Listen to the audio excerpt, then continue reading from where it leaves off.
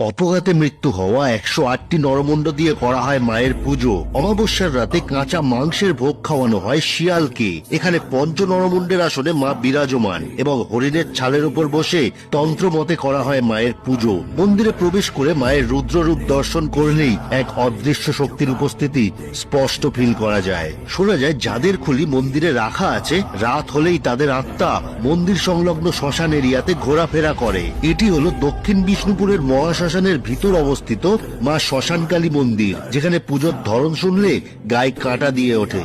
বহু বছর আগে তান্ত্রিক মণিলাল চক্রবর্তী তন্ত্র মতে 108টি অপঘাতে মৃত ব্যক্তিদের নরমুণ্ড দিয়ে শ্মশানের মাঝখানে মায়ের আরাধনা শুরু করেছিলেন। এরপর এখানে বহু তান্ত্রিকরা এসে এক গুপ্ত তন্ত্র করতেন, যেটার নাম সব সাধনা, মানে লাশের ওপর বসে মদ মাংস দিয়ে জাগানো হয় ডাকিনী যোগিনীদের। তখন থেকেই শুরু হয় শিয়াল ভোগ দেওয়ার রীতি, যেটা এখনো অমাবস্যার রাতে করা